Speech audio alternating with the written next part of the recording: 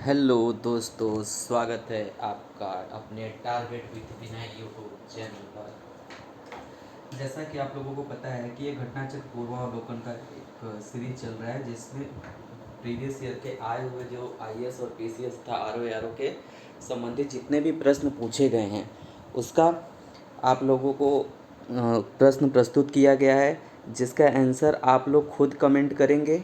एक बार खुद देखिए और कमेंट करिए और उसका हम एक्सप्लेनेशन आपको बताते हुए चलेंगे। ठीक है, अगर आपको ये सीरीज़ पसंद आ रही हो तो इसको लाइक एंड सब्सक्राइब ज़रूर करें। ठीक है भाई, ये सब कंटेंट बनाने में बहुत मेहनत लगता है, तो आप लोग प्लीज़ इसको सब्सक्राइब अधिक से अधिक सब्सक्राइब करें ताकि हमें भी मोटिवेशन मिलता रहे। चलिए बिना देर किए हुए अपने कंटेंट की तरफ चलते हैं। तो देखते हैं, कुछ आर्टिकल से संबंधित प्रश्नों को यहाँ पे हमने शामिल किए हैं जो आपके एग्ज़ाम में पूछे गए हैं। यहाँ पे सभी आर्टिकलों के बारे में डिस्कस नहीं किया जाएगा, जो आपके एग्ज़ाम से रिलेवेंट होंगे तो उसी के बारे में आपको यहाँ पे समझाया जाएगा। तो चलिए बिना देर किए हुए इस चीज़ को समझते हैं कि पहला प्रश्न क्या पूछा गया है। आप लोग इस चीज़ को समझिए कि पहला प्रश्न क्या पूछा गया है। तो अगर हम लोग देखते हैं तो पहले प्रश्न में क्या है कि भारतीय संविधान में है, तो दिया है कि कितने आर्टिकल, पूछा गया है कि कितने आर्टिकल हमारे संविधान में हैं।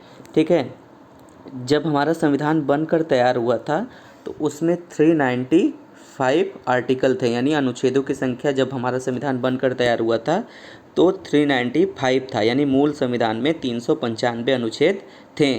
लेकिन कुछ क्लॉज वगैरह जोड़ के वर्तमान समय में देखें तो 368 प्लस आर्टिकल हो गए हैं। तो यहाँ पे 395 ऑप्शन में तो दिया नहीं है, तो ये वर्तमान के परिदृश्य में ही पूछ रहा है। तो यहाँ पे आपका राइट आंसर क्या हो जाएगा, सी, 400 से अधिक अनुच्छेद हैं। ठीक है, कितने, 400 से अधिक अनुच्छेद हैं। ठीक है, और जैसे अगर आपसे अनुच्छेद पूछे तो आप बताएंगे 395 है, वर्तमान में पूछे तो आप 468 प्लस बताएंगे अनुच्छेदों की संख्या।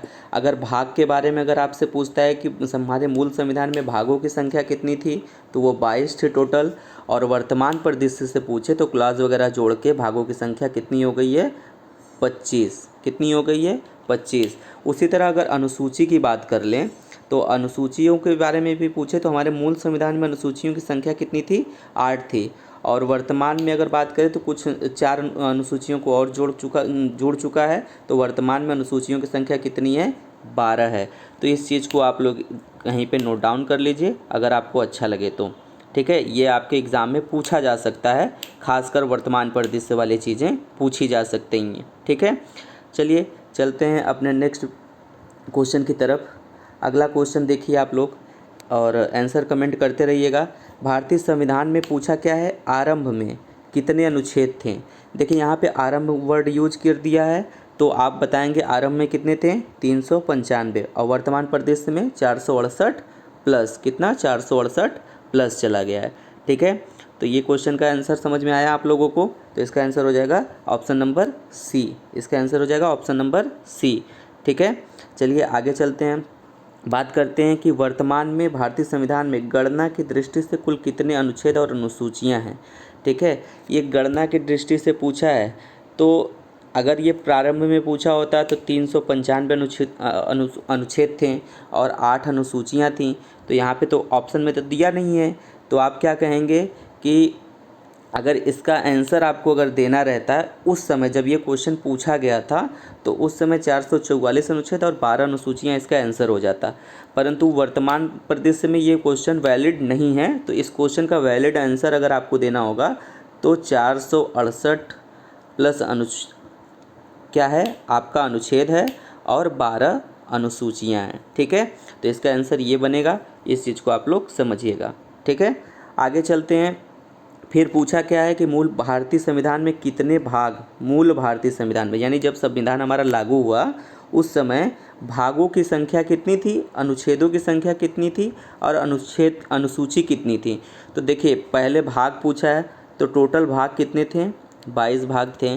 फिर अनुच्छेद पूछा है तो कितने अनुच्छेद थे, 395 अनुच्छेद थे। फिर पूछा है अनुसूचियों की संख्या, तो अनुसूची कितनी थी, 8 अनुसूची थी। इस हिसाब से आपका आंसर क्या हो जाएगा, ऑप्शन ए, ठीक है। और वर्तमान का अगर यहीं पे पूछ दे, ये मूल की जगह अगर आपका वर्तमान कर देता है तो वर्तमान के परिदृश्य समय की बात करेंगे तो वर्तमान के परिदृश्य में अगर हम लोग देखें तो वर्तमान परिदृश्य में भागों की संख्या 25 हो गई है क्लॉज जोड़ के, ठीक है। अनुच्छेदों की संख्या 468 प्लस हो गई है, ठीक है। अनुसूची कितनी हो गई है 12, ठीक है। तो ये चीज़ें आप लोगों को समझ में आई, ठीक है। फिर चलते हैं, इसका आंसर हो जाएगा ऑप्शन नंबर ए, ठीक है। इसका आंसर हो जाएगा ऑप्शन ए, ठीक है। फिर बात करते हैं अपने 5वें क्वेश्चन का, ठीक है। 5वें क्वेश्चन को ध्यान से पढ़िए। भारतीय संविधान में शामिल है तो क्या शामिल है, ठीक है। भारतीय संविधान में कितने अनुच्छेद हैं, तो आपको पता है कि 395 अनुच्छेद हैं, 22 भाग है एवं 12 अनुसूचियाँ हैं। तो option number A correct answer, ठीक है। अब बात करते हैं छठे प्रश्न की। तो छठे प्रश्न को आप लोग ध्यान से पढ़िए और उसका मिलान करिए। देखिए पहला ऑप्शन क्या है, नए राज्यों का गठन, ठीक है। नए राज्यों का गठन, तो ये नए राज्यों का गठन किस आर्टिकल में है उसके बारे में पूछा है। फिर नागरिकता का पूछा है कि नागरिकता का आर्टिकल क्या है। फिर मौलिक अधिकार का आर्टिकल क्या है। प्रशासनिक अधिकरण की स्थापना की आर्टिकल क्या है उसके बारे में पूछा गया है। तो अगर आपसे नागरिकता की बात कर रहा है, ठीक है, नागरिकता किस भाग में है, तो नागरिकता जो है भारतीय संविधान के दूसरे भाग में है, ठीक है। इस चीज़ को समझिएगा, नागरिकता भारतीय संविधान के दूसरे भाग में है, ठीक। नए राज्यों का गठन, ठीक है, नए राज्यों का जो गठन है भारतीय संविधान के अनुच्छेद 3 में इसका बात किया गया है कि नए राज्यों का गठन किस प्रकार होगा, उसका उल्लेख अनुच्छेद 3 में किया गया है। नागरिकता का उल्लेख जो है अगर बात करें भाग में तो भाग 2 है, और अनुच्छेद की बात करें तो अनुच्छेद 5 से लेकर 11 तक उसमें वर्णन किया गया है। मौलिक अधिकार की बात करते हैं तो संविधान का भाग 3 यानी भाग 3, और भाग 3 में आर्टिकल कितने से शुरुआत है, भाग 3 का आर्टिकल की शुरुआत जो है वो 12 से 36 तक है। कितना, भाग 3 में 12 से 36 तक है टोटल, ठीक है। उसकी बात हो गया। फिर प्रशासनिक की बात कर ले तो प्रशासनिक अधिकरण की स्थापना भारतीय संविधान का अनुच्छेद 323 ए करता है। तो ये चीज़ें आप लोगों को समझ में आई, ठीक है। और अगर आपको आंसर मिलाना रहेगा तो इसका क्या हो जाएगा, नए राज्यों का गठन ऑप्शन नंबर 2, ठीक है, 2 पहले होगा। फिर नागरिकता जो है पहला वाला ऑप्शन देखिए भारतीय संविधान का भाग 2 में है उसका उल्लेख, और मौलिक अधिकार की बात किया है तो मौलिक अधिकार सी वाले का 4 नंबर, ठीक है, और डी वाले का 323 ए, तो ये 3 नंबर, ठीक है। तो ये चीज़ें समझ में आई। अब इसका मिलान कर लेते हैं, ठीक है। तो ये पहला वाला ही इसका आंसर सही हो जाएगा कि पहले वाले में ही सारी बातों का उल्लेख किया गया है। आप लोगों को व्याख्या देखना है तो यहाँ से आप लोग व्याख्या देख सकते हैं, ठीक है। 7वें प्रश्न की तरफ चलिए बढ़ते हैं। 7वें प्रश्न को देखते हैं कि राष्ट्रपति के सिफारिश के बगैर कोई विधेयक जो कर लगाता है विधायिका में नहीं रखा जा सकता, यह प्रावधान भारत के संविधान के किस अनुच्छेद के अंतर्गत आता है, ठीक है। तो अगर ये पूछा है कि राष्ट्रपति की सिफारिश के बगैर कोई विधेयक जो कर लगाता है, ठीक है, यानी टैक्स की बात कर रहा है, विधायिका में नहीं रखा जा सकता, यह प्रावधान भारत के संविधान के किस अनुच्छेद के अंतर्गत आता है, तो ये आर्टिकल नंबर 170 में इसका उल्लेख किया गया है। 117 आर्टिकल में इसका उल्लेख किया गया है, ठीक है। इस चीज़ को आप लोग समझ सकते हैं, ठीक है। अब आगे चलते हैं अगले प्रश्न की तरफ। 8वां प्रश्न देखते हैं, वित्त विधेयकों के बारे में विशेष उपबंध किस अनुच्छेद के अंतर्गत किया है, ठीक है, वित्त विधेयक, ठीक है। वित्त विधेयकों के बारे में विशेष उपबंध किस में किया गया है, तो वो आपका पता है कि 117 में उल्लेख किया गया है, जैसे अपने पिछले प्रश्न में देखा, ठीक है। क्या उपबंध किया गया उसके बारे में चलिए व्याख्या देख लेते हैं।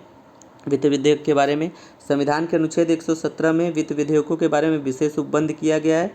अनुच्छेद 119 में संसद में वित्तीय कार्य संबंधी प्रक्रिया का भी उल्लेख किया गया है, ठीक है। ये सब चीज़ें आप लोगों को व्याख्या देख लेना चाहिए, ठीक है। चलिए 9वें प्रश्न की तरफ चलते हैं, ठीक है।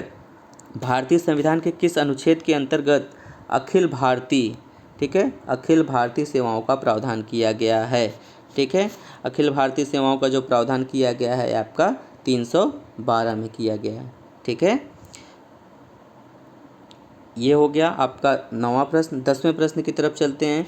निम्नलिखित में से कौन सी जोड़ी, ठीक है, सुमेलित है, तो आपको बताना है कि कौन सी जोड़ी सुमेलित है। ऐसे प्रश्नों में जो आपको पता हो पहले उसी का मिलान कर लेना चाहिए, ठीक है। अगर आपको इसमें से कुछ भी पता है तो आप उस चीज़ को पहले ध्यान दीजिए। जैसे आपको निर्वाचन आयोग का पता है कि 324 में ही है उसका उल्लेख, तो यहीं से आपको मिल गया कि नहीं, हाँ यही एक सही दिख रहा है, बाकी का कोई ऑप्शन इसमें सही नहीं है, ठीक है। और सर्वोच्च न्यायालय के गठन की बात करें, यहाँ पे जो दिया है सर्वोच्च न्यायालय का, तो वो उसका आर्टिकल 124 है, यहाँ पे 318 दिया है, तो वो तो गलत हो गया, क्योंकि 318 में लोक सेवा आयोग के सदस्यों का और कर्मचारियों की सेवा की शर्तों के बारे में उल्लेख किया गया है 318 में, ठीक है। तो इतनी चीज़ें आप लोगों को समझ में आ गई। और चलते हैं अगले प्रश्न की तरफ। 11वां प्रश्न देखते हैं।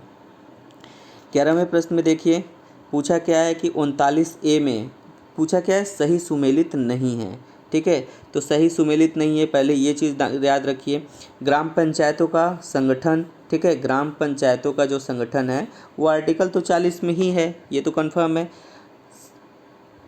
और समान नागरिक संहिता, जिस पे भी हाल फिलहाल में कितना ही बवाल चल रहा है, एक देश एक कानून वाले मुद्दे पे, तो वो आर्टिकल 44 का मुद्दा है, ठीक है।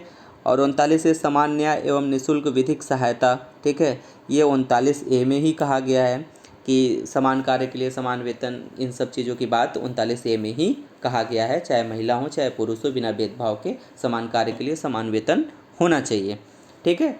और अनुच्छेद 48 में क्या कहा गया है कि अनुच्छेद 48 में न्यायपालिका का कार्यपालिका से पृथक्करण, ठीक है, न्यायपालिका का कार्यपालिका से पृथक्करण, ठीक है, न्यायपालिका का कार्यपालिका से जो पृथक्करण की बात कही गई है वो अनुच्छेद 48 में नहीं है। किस में है? अनुच्छेद 48 में तो नहीं है, ये तो गलत हो गया। है किस में? ये आर्टिकल 50 में उल्लेख किया गया है, ठीक है। अनुच्छेद 50 में न्यायपालिका को कार्यपालिका से पृथक करने का उल्लेख किया गया है। और 48 की बात कर ले तो एक्चुअल में 48 में क्या है, तो 48 में कृषि एवं पशुपालन के संगठन की बात कही गई है, ठीक है। 48 में कृषि एवं पशुपालन के संगठन की बात कही गई है। और न्यायपालिका का कार्यपालिका से पृथक्करण जो है वो आर्टिकल यानी अनुच्छेद 50 में उसका उल्लेख किया गया है। उम्मीद है कि ये चीज़ें आप लोगों को समझ में आ गई होंगी। इसका आंसर पूछा था सुमेलित नहीं है, तो इसका आंसर हो जाएगा आपका ऑप्शन नंबर डी, ठीक है। और यहाँ पे हो जाएगा आपका 50, ये इसका उल्लेख 50 में किया गया है, ठीक है। 48 का पता है कि कृषि की बात कही गई है, ठीक। आगे चलते हैं 12वें प्रश्न की तरफ। 12वें प्रश्न को ध्यान से पढ़िए। देखिए पूछा क्या है, अब इसमें मिलान करना है, ठीक है। ये चीज़ आप ध्यान रखिए, इसमें क्या करना है, मिलान करना है। तो चलिए मिला लेते हैं। अनुच्छेद 5 में जानते ही हैं कि आपको हमने क्या बताया, भाग 2 में कितने अनुच्छेद हैं, अनुच्छेद 5 से लेके 11 तक, ठीक है, नागरिकता का उल्लेख किया गया है। तो वही अनुच्छेद 5 दे दिया है, तो यहाँ पे क्या हो जाएगा, तो इसका मिलान करेंगे तो आप पहले बी का तो बी ही होगा, ठीक है, बी का बी ही होगा, ठीक। और अनुच्छेद 124 संघीय न्यायपालिका की बात करता है, तो आपको अभी इसके पहले वाले ही प्रश्न में आपको उल्लेख किए कि न्यायपालिका का गठन का बात किस अनुच्छेद में किया गया है, तो 124 में किया गया है, वो भी सही है। फिर 352 में आकस्मिक प्रावधान, ठीक है, आकस्मिक प्रावधान, ठीक है, जो राष्ट्रपति के द्वारा निर्णय लिया जाता है उसका उल्लेख इसमें है। और अनुच्छेद 124 में न्यायपालिका का गठन की बात कही गई है, जो केंद्रीय न्यायपालिका है सुप्रीम कोर्ट, उसकी बात कही गई है। और अनुच्छेद 245 विधायी शक्तियों का वितरण, इसमें उल्लेख किया गया है, ठीक है। तो इसमें से आपका राइट आंसर क्या हो जाएगा, इसमें से आपका राइट आंसर हो जाएगा option number A, correct answer, ठीक है। अब चलते हैं अगले प्रश्न पे, 13वें प्रश्न पे, ठीक है। 13वां प्रश्न को आप लोग ध्यान से अध्ययन करिए और इसका मिलान करिए, ठीक है। तो देखिए अनुच्छेद 14, ठीक है, पहला क्या है, अनुच्छेद 14। अनुच्छेद 14 जो है समानता का अधिकार से संबंधित है, ठीक है। उसमें अनुच्छेद 14 में क्या है, समानता की अधिकार की बात कही गई है। किसकी बात कही गई है, समानता की अधिकार की बात कही गई है, ठीक है। और अनुच्छेद 36, ठीक है, अनुच्छेद 36 क्या है बताइए, अनुच्छेद 36 क्या है, अनुच्छेद 36 से आपका राज्य के नीति निषेध तत्व की शुरुआत होती है, 36 से 51 तक, ठीक है, 36 से 51 तक में है नीति निषेध तत्व, 36 से ही शुरुआत होती है। अनुच्छेद 36 में क्या है, राज्य की परिभाषा के बारे में बताया गया, और अनुच्छेद 12 में भी राज्य की परिभाषा की बात किया गया है इस बात को आप लोग ध्यान में रखेंगे। दोनों में थोड़ा डिफरेंट है, वो चीज़ें कॉन्सेप्ट में जब आप लोगों को पॉलिटी की सीरीज चालू करेंगे कॉन्सेप्ट बेस, तो वहाँ पे आपको बताया जाएगा। अनुच्छेद 74 देख लीजिए। अनुच्छेद 74 में किसकी बात की गई है? तो अनुच्छेद 74 जो है वो मंत्रिपरिषद का गठन की बात कही गई है। और अनुच्छेद 368 में संविधान संशोधन की प्रक्रिया की बात कही गई है। और ये चारों अनुच्छेद आप लोग को एकदम कंठस्थ होने चाहिए। एग्जाम में कहीं ना कहीं से इन्हीं अनुच्छेदों के आसपास आपको घूमते हुए प्रश्न दिखेंगे। ठीक है, तो इसका करेक्ट आंसर अगर आपको लगाना रहेगा तो करेक्ट आंसर हो जाएगा ऑप्शन नंबर डी। ठीक है, 3 4 2 1 इसका राइट आंसर हो जाएगा। ठीक है, इसका राइट आंसर हो जाएगा 3 4 2 1। ठीक है, तो ये चीज़ें आप लोगों को समझ में आ गई। चलते हैं अगले प्रश्न की तरफ। फिर यहाँ पे मिलान करने वाला प्रश्न पूछा हुआ है। तो ऐसे प्रश्नों में मिलान करते टाइम पहले आपको जो पता हो उसको ही मिलान कर लिया करिए। जैसे आपको पता है अनुच्छेद 2, ठीक है, अनुच्छेद 2 के बारे में पता है। अभी पीछे हमने जो पढ़ा है अनुच्छेद 2 के बारे में, 3 के बारे में, 5 के बारे में, अनुच्छेद 14 के बारे में भी पढ़ा दिया। ठीक है, तो पहले जो आपको पता हो उसी का मिलान करिए। मान लीजिए अनुच्छेद 14 की बात कर रहे हैं, तो अनुच्छेद 14 में भी पढ़े ना आपने कि समानता का अधिकार की बात की गई है अनुच्छेद 14 में। ठीक है, अनुच्छेद 14 में ही समानता के अधिकार की बात कही है। ठीक है, अब अनुच्छेद 2 में क्या किया गया है कि राज्यों के गठन की बात कही गई है। ठीक है, नए राज्यों को शामिल करना किस प्रकार से किया जाएगा उनको, उसकी बात कही गई। और अनुच्छेद 3 में राज्यों के गठन की बात की गई है, किस प्रकार से उनका गठन किया जाएगा। और गिरफ्तारी और निरोध से संरक्षण जो है वो आपका 22 में है। कितने में है? 22 में है। राष्ट्रपति का विधेयक को अनुमति देने का अधिकार, राष्ट्रपति के पास अगर कोई विधेयक आता है तो उस पर अनुमति देने का अधिकार है कि नहीं है, उसको उसकी बात वो अनुच्छेद 111 में कही गई है। उम्मीद है कि ये चीज़ें आप लोगों को समझ में आ गई होंगी। अगर इसके आंसर आप लोग मिलाते हैं तो option number B is correct right answer. ठीक है, ऐसे प्रश्नों को ध्यान रखिएगा। आप मिलाते टाइम ध्यान रखिए कि पहले जो आपको आता हो उसको ही मिलाने की कोशिश करें। ठीक है, अब देखिए एक प्रश्न यहाँ पे फिर मिलाने के लिए दिया है। तो यहाँ पे देखिए अनुच्छेद 54, 75, 155, 164 की बात कही गई है। ठीक है, 164 की बात कही गई है। देखिए 54 में क्या है? भारत के राष्ट्रपति का निर्वाचन की बात कही गई है। ठीक है, 54 में क्या है? भारत के राष्ट्रपति के निर्वाचन की बात कही गई है। ठीक है, इस चीज़ को आप लोग समझिएगा।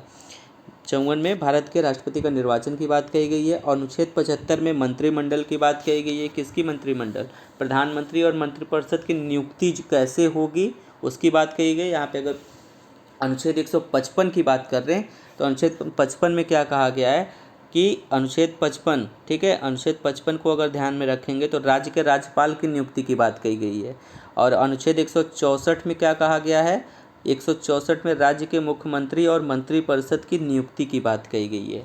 ठीक है, तो राज्यपाल की नियुक्ति किस आर्टिकल के तहत होती है? तो 155। ठीक है, जो नए चीज़ें मिलती जा रही हैं आपको यहीं पे याद करते हुए चलना है ताकि आपको दोबारा दिक्कत ना हो जो आगे के प्रश्न आए। ठीक है, एक बार अगर आप यहाँ पे याद कर लेते हैं तो अगले प्रश्न में आपको दिक्कत नहीं देखने को मिलेगी। ठीक है, तो 54 को पता हो गया कि राष्ट्रपति का निर्वाचन की बात है। 75 में प्रधानमंत्री और मंत्रिपरिषद की नियुक्ति की बात है। अनुच्छेद 155 में क्या है? राज्य के राज्यपाल की नियुक्ति की बात कही गई है। और अनुच्छेद 164 में क्या है? राज्य के मुख्यमंत्री और मंत्रिपरिषद की नियुक्ति की बात कही गई है। ठीक है, तो इसका राइट आंसर हो जाएगा आपका ऑप्शन नंबर ए। ठीक है, ये चीज़ें आप लोगों को उम्मीद है कि समझ में आ रही होंगी। चलिए आगे चलते हैं। अगला प्रश्न भी इसी तरह का है मिलान करने के लिए। तो मिलान करने से आप लोग घबराइए नहीं, एक एक क्वेश्चन को यहीं पे याद करते चलिए। जो आर्टिकल आप लोग बैठ कर रटते हैं ना उसको क्वेश्चन फॉर्मेट में अगर याद करेंगे तो आपका क्वेश्चन गलत होने का चांसेस कम हो जाएगा। ठीक है, अब बात कर लेते हैं अब क्वेश्चन नंबर 16 की। ठीक है, क्वेश्चन नंबर 16 की अगर बात करते हैं तो अगर क्वेश्चन नंबर 16 को अगर आप लोग समझिए कि अनुच्छेद 61, ठीक है, अनुच्छेद 61 का जो है उसमें क्या उल्लेख किया गया है। तो 61 में जो है राष्ट्रपति पर महाभियोग की प्रक्रिया की बात कही गई कि राष्ट्रपति पर महाभियोग की प्रक्रिया क्या होगी क्या नहीं होगी उसका उल्लेख किया गया है। ठीक है, राष्ट्रपति का निर्वाचन आपको बता ही दें कि 54 में है। ठीक है, और फिर अनुच्छेद 67 का ख, ठीक है, अनुच्छेद 67 के ख में क्या कहा गया है और कि उपराष्ट्रपति को कैसे हटाया जा सकता है उसकी प्रक्रिया का उल्लेख किया गया है। ठीक है। और अनुच्छेद 94 में आपका स्पीकर को हटाने की प्रक्रिया की बात कही गई है। अनुच्छेद 90 में आपका राज्यसभा के उपसभापति को हटाने की प्रक्रिया की बात कही गई है। ये चारों आर्टिकल आपके बहुत इंपॉर्टेंट हैं। आप याद रखिए कि अनुच्छेद 61 क्या है, राष्ट्रपति पर जो महाभियोग की प्रक्रिया है उसकी बात की गई है, यानी राष्ट्रपति को कैसे हटाया जा सकता है, तो महाभियोग की प्रक्रिया के माध्यम से हटाया जा सकता है। ठीक है। और 67 ख में क्या है, तो उपराष्ट्रपति को हटाने की प्रक्रिया है। ठीक है, लाइन से यहीं पे याद कर लीजिए। अनुच्छेद 94 क्या है, स्पीकर को कैसे हटाना है उसका उल्लेख किया गया है। अनुच्छेद 90 क्या है, राज्यसभा के सभापति को हटाने की प्रक्रिया का उल्लेख किया गया है। ठीक है, इतनी चीज़ें आप लोगों को समझ में आई। आगे चलते हैं अगले प्रश्न की तरफ।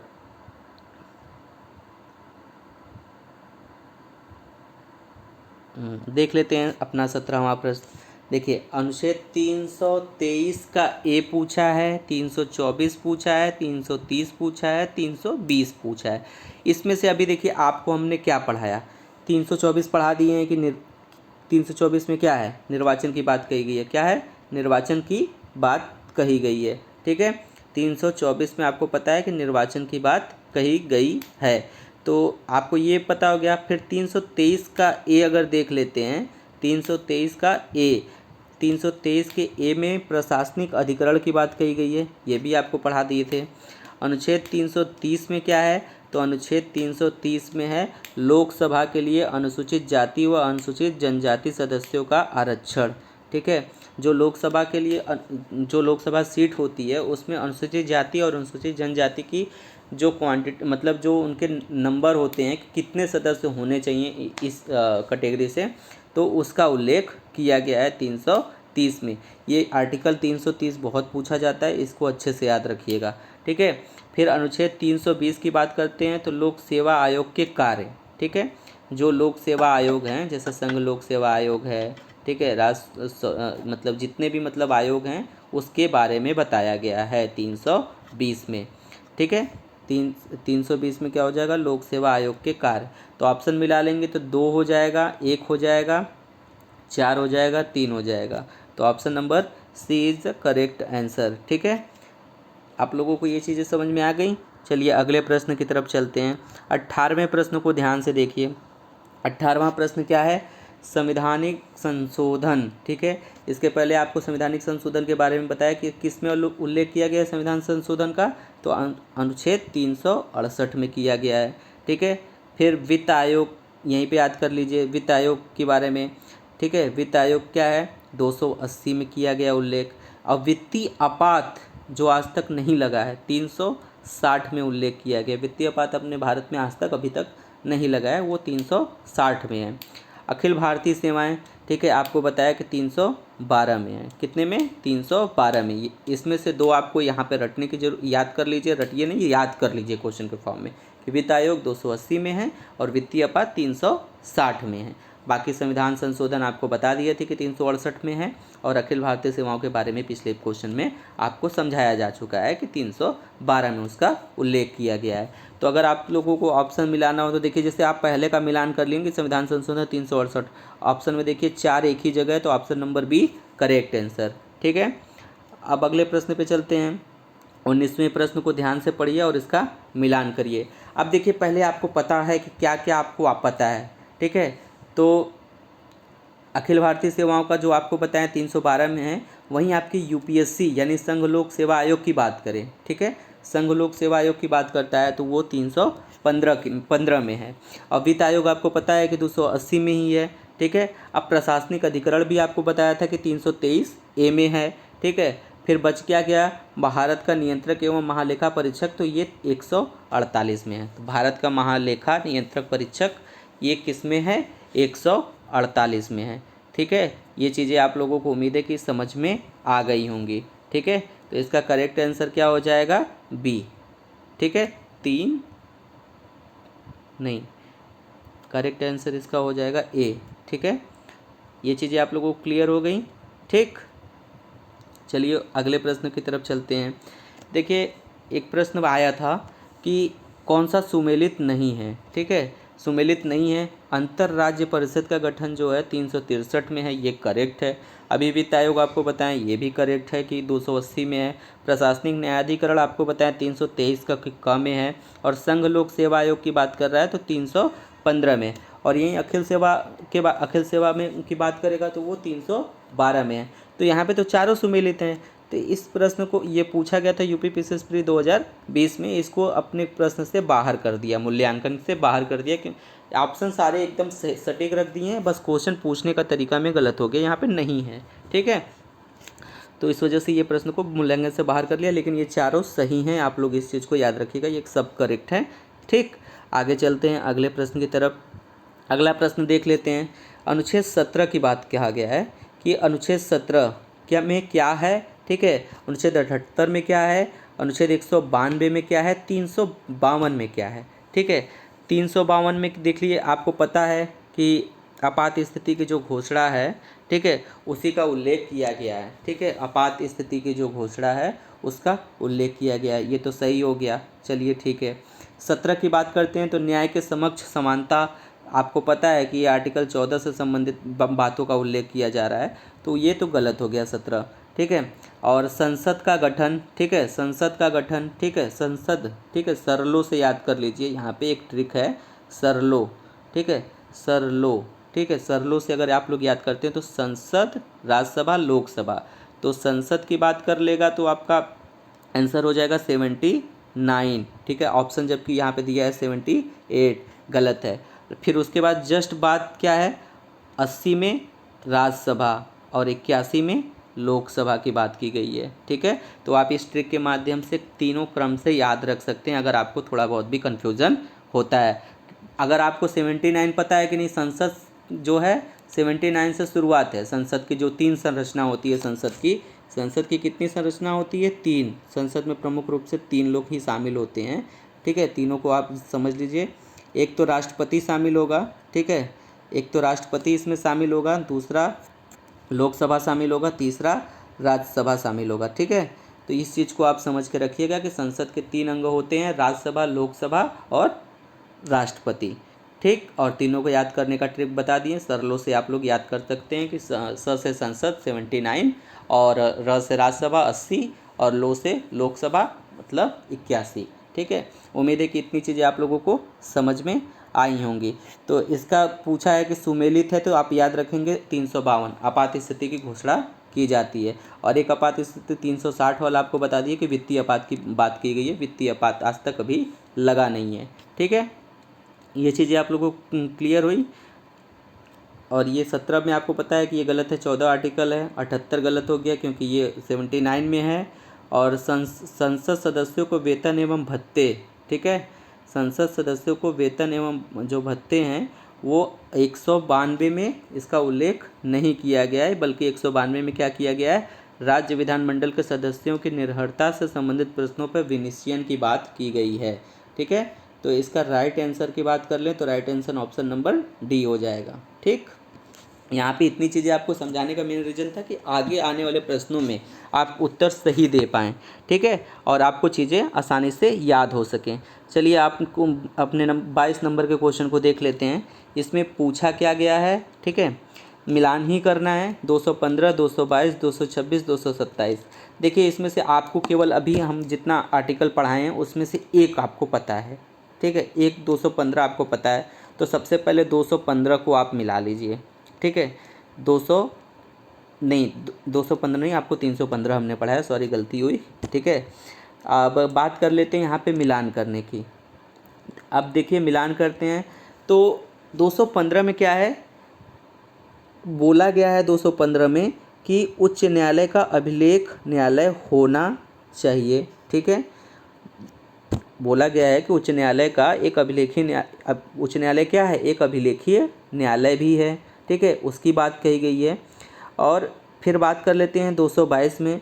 तो 222 में क्या है, किसी न्यायाधीश का एक उच्च न्यायालय से दूसरे न्यायालय में अंतरण, मतलब किस प्रकार से उनका एक न्यायालय से दूसरे न्यायालय में वो ट्रांसफ़र होते हैं, उसकी बात कही गई है।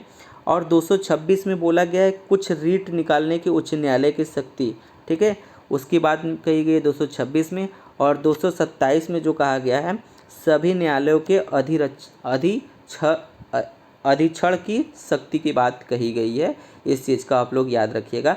ऐसे प्रश्न जल्दी बनते नहीं है, लेकिन बनते हैं तो मैक्सिमम चांसेस होते हैं लोगों के गलत होने के। तो आप लोग याद करिए कि उच्च न्यायालय एक अभिलेखीय न्यायालय है, वो किस आर्टिकल के तहत है, तो 215 के तहत है।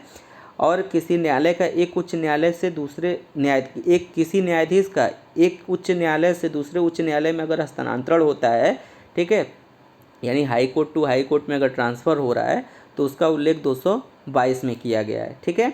और 226 में क्या है कि उच्च न्यायालय के द्वारा जो रिट जारी करने की शक्ति है उसके पास है, ठीक है। हाई कोर्ट रिट जारी करने की शक्ति अगर आपसे पूछता है किसके किसके पास है, तो वो सुप्रीम कोर्ट के पास भी है और हाई कोर्ट के पास भी है, ठीक है। ये चीज़ें याद रखिएगा, आपको आगे देखने को ये मिल सकता है आगे के क्वेश्चन में, ठीक।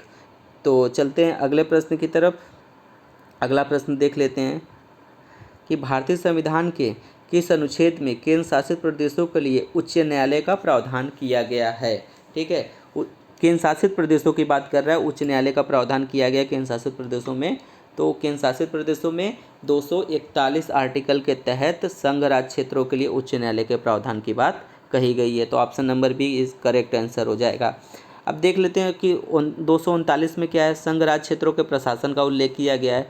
242 में को हटा दिया गया है, पहले था इसमें, लेकिन इसको हटा दिया गया है, ठीक है। और बाकी तो आप लोगों को समझ गए होंगे। इसका राइट आंसर क्या हो जाएगा, भारतीय संविधान के अनुच्छेद में केंद्र शासित प्रदेशों के लिए उच्च न्यायालय का प्रावधान किया गया है, तो वो 241 में किया गया है। उम्मीद है कि इतनी चीज़ें आप लोगों को क्लियर हुई होंगी, ठीक है। वीडियो पसंद आ रहा हो तो प्लीज़ लाइक कम से कम 200 प्लस लाइक तो पहुँचाइए इसमें, ठीक है। आगे चलते हैं। देखिए 24 नंबर के प्रश्न को अगर आप ध्यान से देखिए कि पूछा कौन कौन सा आर्टिकल गया है, 76, 148, 148 के बारे में पूछा गया है, फिर 75(1) के बारे में पूछा गया है, 171 के बारे में पूछा गया है, ठीक है। तो चलिए देख लेते हैं कि किस में कौन कौन सुमेलित हैं, इसमें कौन किस नंबर से सुमेलित है। तो बात कर लेते हैं कि अनुच्छेद 76 भारत का न्यायवादी की बात करता है। अनुच्छेद जो 76 है भारत का न्यायवादी की बात करता है। अनुच्छेद 148 की बात कर लें तो अनुच्छेद का 148 में क्या है, अनुच्छेद 148 में भारत का एक नियंत्रक एवं महालेखा परीक्षक की बात करता है। 75(a) की बात कर लेते हैं तो केंद्रीय मंत्रियों की नियुक्ति की बात करता है। और 131 में सर्वोच्च न्यायालय का क्षेत्राधिकार का उल्लेख करता है, ठीक है। तो इसका राइट आंसर क्या हो जाएगा, ऑप्शन नंबर सी इसका राइट आंसर हो जाएगा, ठीक है। Option number C is correct answer, ठीक है। ये चीज़ें आप लोगों को क्लियर हो रही हैं ना। अगले प्रश्न पे चलते हैं। अगर इसका राइट आंसर लगाना देख लीजिए, ऑप्शन नंबर सी इसका करेक्ट आंसर हो जाएगा, ठीक है। व्याख्यान आपको देखना हो तो यहाँ से आप लोग इस चीज़ को नोट कर सकते हैं कि क्या क्या चीज़ें किस में उल्लेख की गई हैं, वैसे आपको हमने बता दिया है, ठीक है। आगे चलते हैं अगले प्रश्न की तरफ। देखिए 25 नंबर के प्रश्न में फिर मिलान करने के लिए दिया हुआ है, तो आप इसका मिलान करिए कि विधि के सम्मुख समानता, ठीक है, उसके बारे में पूछा गया है। कार्य करने का अधिकार, ठीक है, उसके बारे में पूछा गया है। कार्य करने के लिए सही और मानवीय स्थितियां, उसके बारे में पूछा गया है। बच्चों के लिए मुफ्त तथा अनिवार्य शिक्षा, उसके बारे में बोला गया है, ठीक है।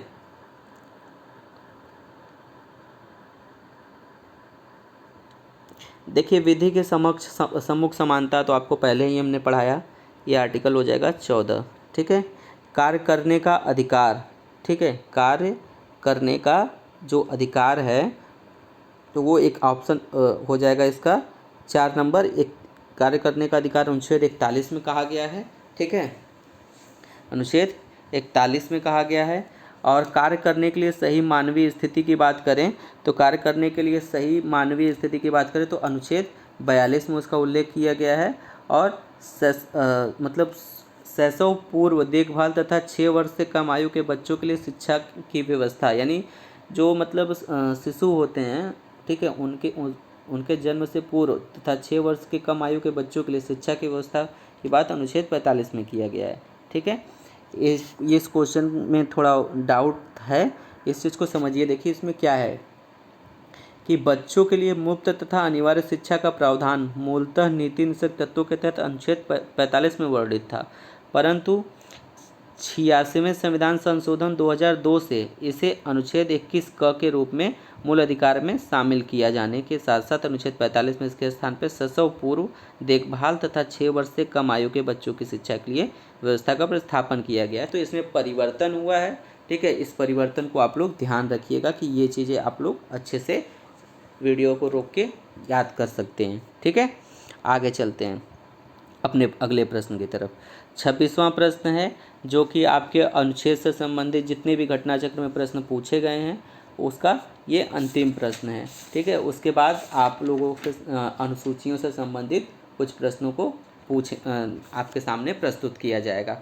अब यहाँ पे देखिए 26 की बात कर रहा है कि निम्नलिखित में से कौन सा सही सुमेलित नहीं है, ठीक है। किस आर्टिकल में किसकी बात कही गई है, ठीक है। तो उसकी बात करते हैं। 371 क में तो नागालैंड है, ये तो सही है। 371 क में नागालैंड है, ये सही है। 371 ख में असम की बात कही गई है और 371 ग में मेघालय, ठीक है। 371 ग में मेघालय नहीं, मणिपुर की बात कही गई। किसकी?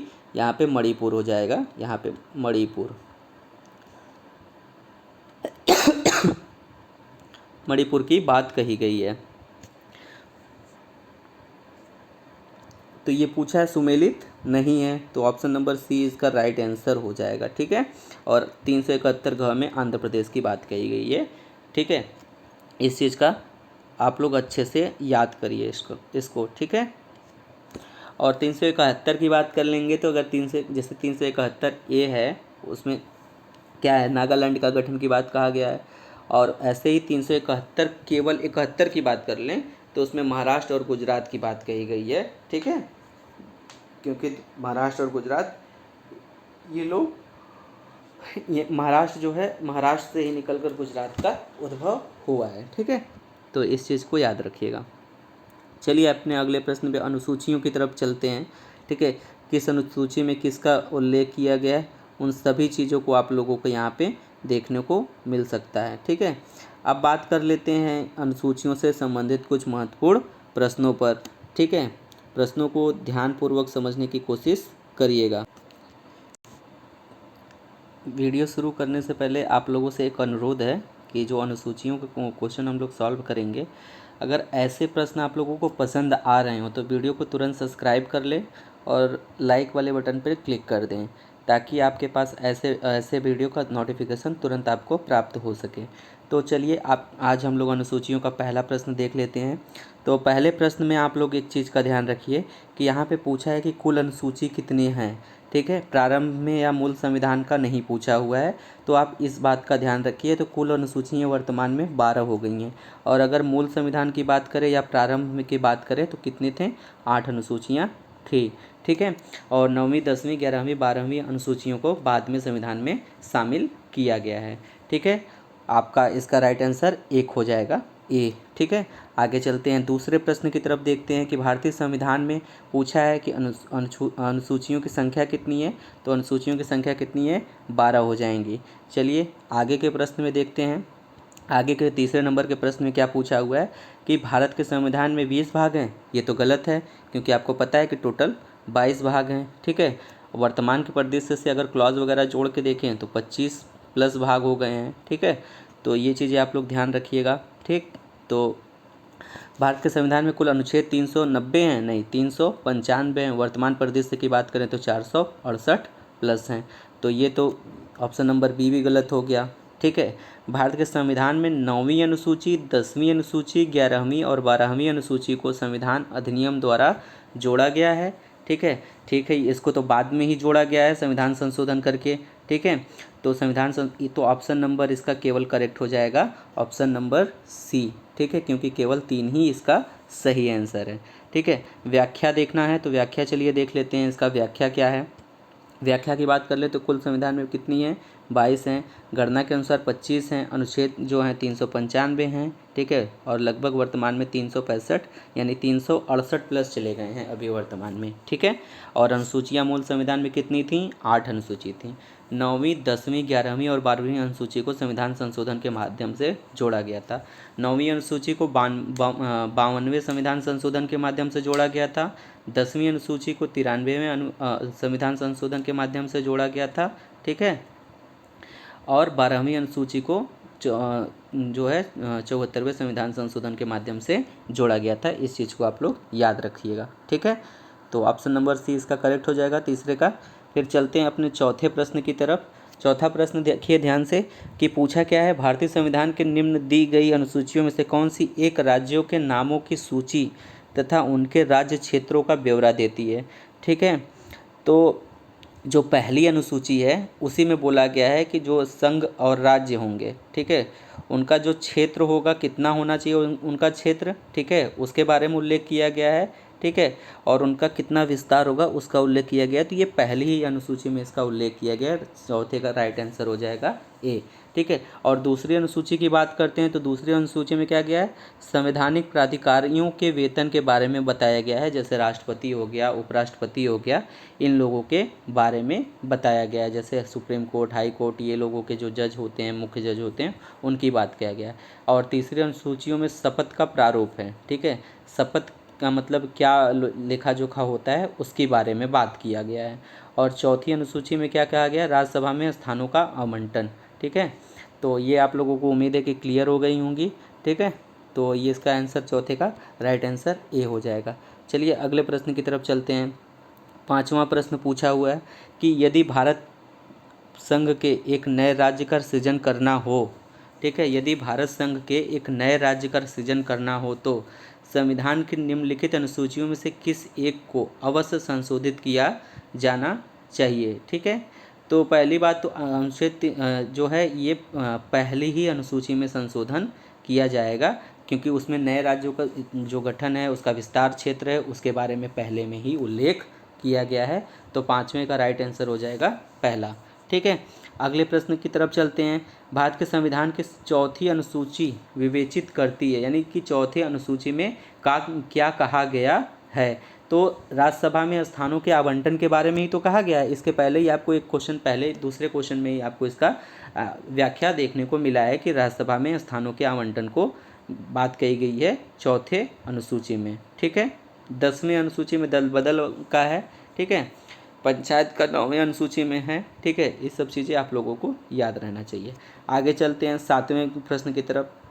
7वां प्रश्न पढ़िए, तृतीय अनुसूची में निम्नलिखित में से क्या उपबंधित है, ठीक है। आपको पता है कि तृतीय अनुसूची में शपथ का प्रारूप के बारे में बताया गया है तीसरी अनुसूची में, तो उसी से संबंधित यहाँ पे तथ्य पूछ लिए गए हैं कि किसका उल्लेख किया गया है, ठीक है। तो संघ के मंत्री के लिए पद की शपथ का प्रारूप है, ठीक है। संघ के जितने भी मंत्री हैं उनके शपथ का प्रारूप किसमें है, तीसरी ही अनुसूची में किया गया, तो ये तो सही है। उच्च न्यायालय के मुख्य न्यायाधीश द्वारा ली जाने वाली शपथ का प्रारूप आपको बताएं कि तीसरे ही अनुसूची में कहा गया है। और भारत के राष्ट्रपति के लिए पद की शपथ का जो प्रारूप है वो यहाँ पे नहीं है, ठीक है, यहाँ पे नहीं है, क्योंकि वो आपका भाग 5 के अनुच्छेद में कहा गया है, यहाँ पे तीसरी अनुसूची में इसका उल्लेख नहीं है। संसद के सदस्य द्वारा जो ली जाने वाली शपथ है उसका भी उल्लेख किया गया है, तो सही है। तो 1, 2 और 4 इसका राइट आंसर हो जाएगा। ऑप्शन नंबर सी इसका करेक्ट आंसर हो जाएगा, ठीक है। और जो भारत के राष्ट्रपति का जो शपथ होता है वो आर्टिकल 60, ठीक है, आर्टिकल 60 भाग 5 में उल्लेख किया गया है, ठीक है। ये चीज़ ध्यान रखिएगा कि राष्ट्रपति के शपथ की बात अनुच्छेद 60 में की गई है, ठीक है, न कि तृतीय अनुसूची में कही गई है। ये चीज़ आप लोगों को क्लियर हुआ। चलिए अगले प्रश्न की तरफ चलते हैं। 8वां प्रश्न देख लेते हैं। अनुसूची मिलाना है कि किस अनुसूची में किसकी बात कही गई है, ठीक है। तो आपको पता है कि जो चौथा अनुसूची है, ठीक है, उसमें क्या कहा गया है, राज्यसभा में सीटों का जो आवंटन है उसके बारे में बोला गया है। तो चौथा अनुसूची का ऑप्शन नंबर तीसरा सही हो जाएगा। पहले को मिलाएंगे तो राज्यसभा से मिल जाएगा, ठीक है, पहले को मिलाएंगे तो राज्यसभा से मिल जाएगा। और षष्ठम अनुसूची की बात करें तो उसमें जनजाति क्षेत्र की बात कही गई है, ये भी सही है। और 8वीं अनुसूची की बात करें तो उसमें भाषा की बात कही गई है। और 9वीं अनुसूची की बात करें तो उसमें भूमि सुधार की बात कही गई है। अगर इसका ऑप्शन मिलाना रहेगा तो क्या हो जाएगा, ऑप्शन नंबर सी इसका करेक्ट आंसर हो जाएगा। ऑप्शन नंबर सी इसका करेक्ट आंसर हो जाएगा। 3 4 2 1, ठीक है। यानी 9वीं में भूमि सुधार की बात कही गई है, 8वीं में भाषा की बात कही गई है, ठीक है। अनुसूची की बात कर रहा है भाषा की, वैसे भाग की बात करेंगे तो 17 नंबर के भाग में भाषा की बात कही गई है, ठीक है। आगे चलते हैं अगले प्रश्न में। यहाँ से आप लोग व्याख्या देख सकते हैं, ठीक है। ये व्याख्या है, आप लोग देख सकते हैं, ठीक है। अब आगे चलते हैं अपने 9वें प्रश्न की तरफ। 9वें प्रश्न में क्या पूछा गया है कि 7वीं अनुसूची में क्या है, 8वीं अनुसूची में क्या है, 9वीं अनुसूची में क्या है, 10वीं अनुसूची में क्या है। तो यहाँ पे आपको बताए ही थे कि 10वीं अनुसूची में दल बदल परिवर्तन के आधार पर निर्भरता की बात कही गई है, ठीक है।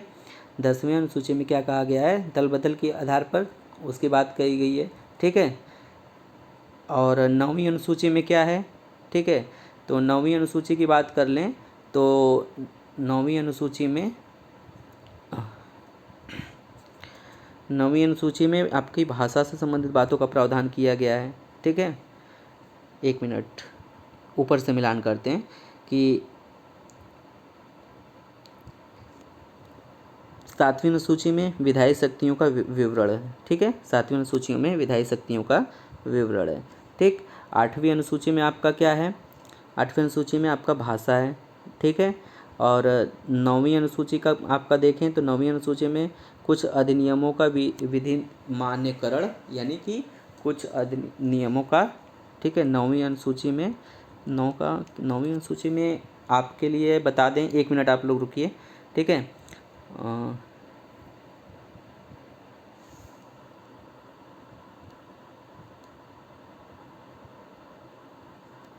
ठीक है, 9वीं अनुसूची में कुछ अधिनियमों का विधि मान्यकरण है। और 10वीं अनुसूची में दल परिवर्तन के आधार पर निर्भरता है, ठीक है। इसका राइट आंसर हो जाएगा option number C is correct answer, ठीक है।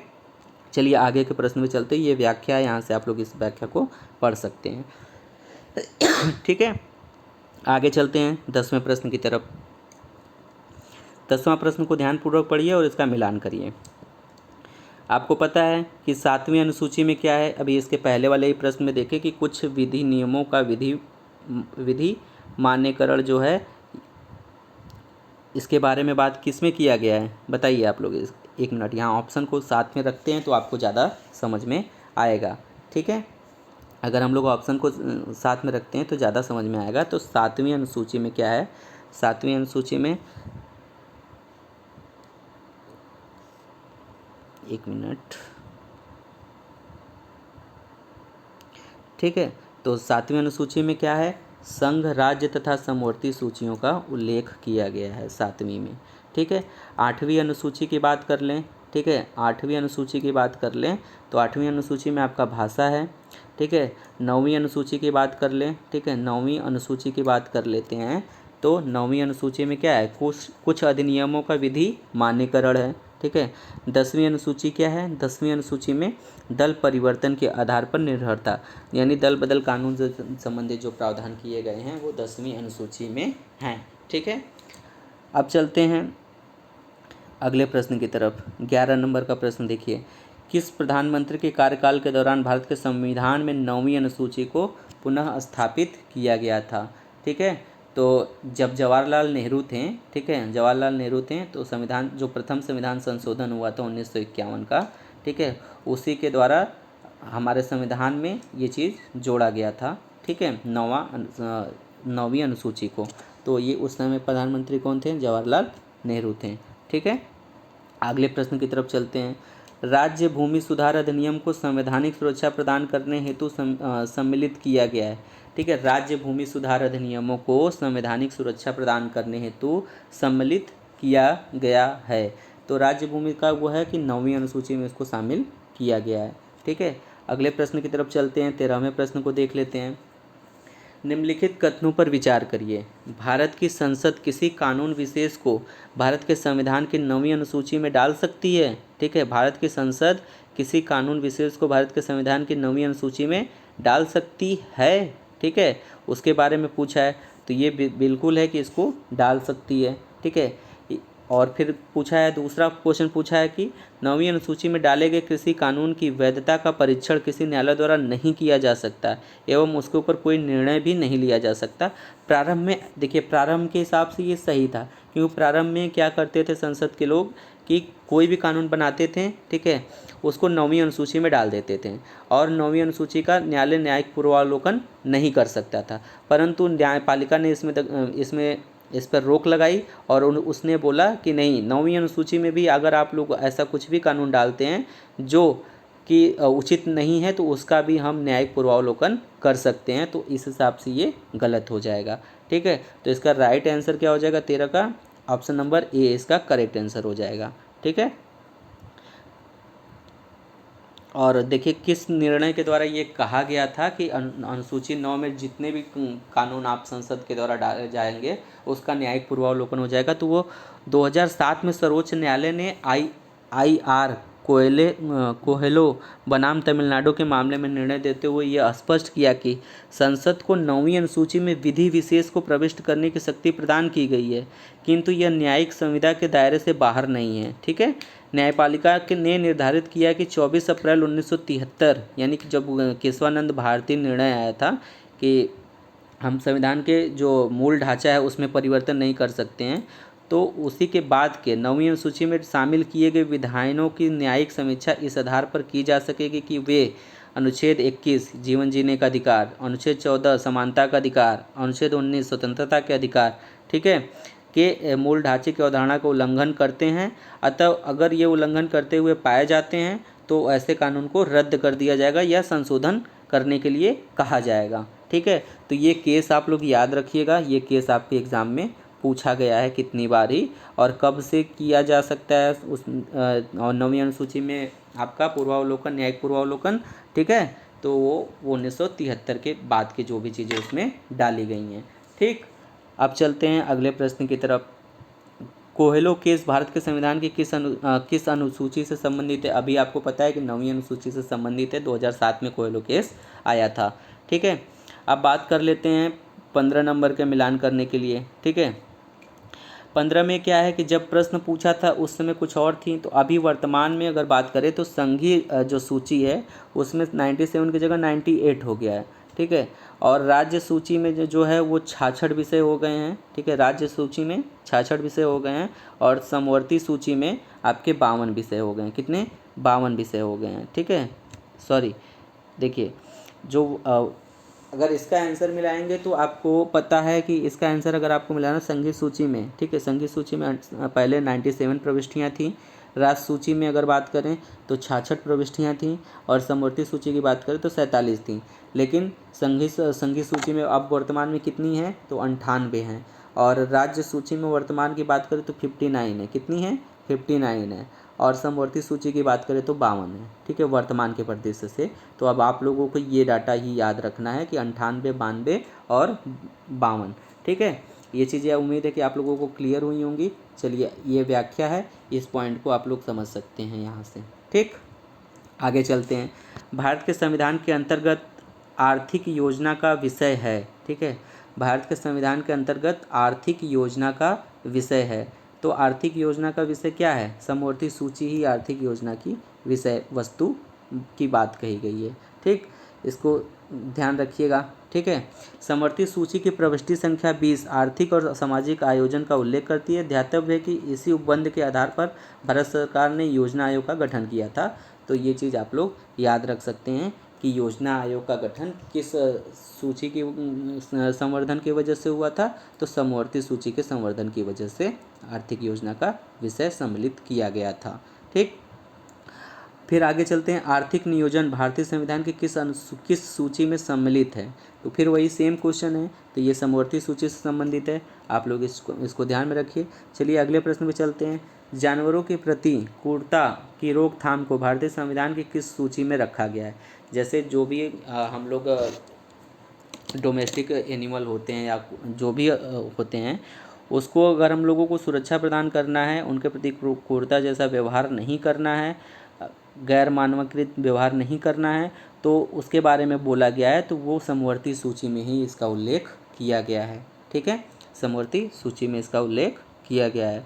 फिर निम्नलिखित में से कौन सा विषय समवर्ती सूची का है? पूछा है कि पुलिस, आपराधिक मामले, रेडियो और टेलीविज़न और विदेशी मामले। ठीक है, तो इसमें पूछा है कि समवर्ती सूची का विषय कौन सा है। ठीक है, समवर्ती सूची का विषय का मतलब जिस पे केंद्र और राज्य दोनों ही कानून बना सकते हैं, और लेकिन अगर दोनों के बीच में विरोधाभास होगा तो केंद्र का ही कानून मान्य होगा। ठीक है, तो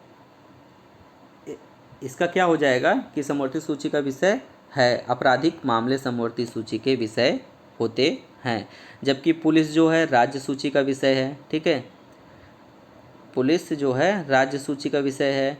ठीक, अब और आपराधिक मामले जो हैं समवर्ती सूची का विषय है। ठीक है, रेडियो और टेलीविज़न जैसे प्रसारण साधन संघ सूची में हैं। ठीक है, विदेशी मामले जो भी मतलब विदेशी संबंध वगैरह से संबंधित कोई भी विवाद होता है तो वो केंद्र देखेगा। ठीक है, रेडियो और टेलीविज़न का जो प्रसारण होता है उसका भी केंद्र के पास ही उसका वो है, तो वो संघीय मामले के क्षेत्र आते हैं। पुलिस राज्य हो गया, रेडियो और टेलीविज़न जो हो गया वो आपका संघीय हो गया, विदेशी मामले जो हैं वो भी संघीय हो गया, और जो आपराधिक मामले हैं वो समवर्ती सूची का विषय है। राज्य भी इस पे अपना कानून बना सकता है और केंद्र भी अपना इस पे कानून बना सकता है, लेकिन जब जो दोनों के बीच में अगर टकराव होता है तो केंद्र का ही कानून सर्वमान्य होगा। ठीक है, आगे चलते हैं 20वें प्रश्न पे।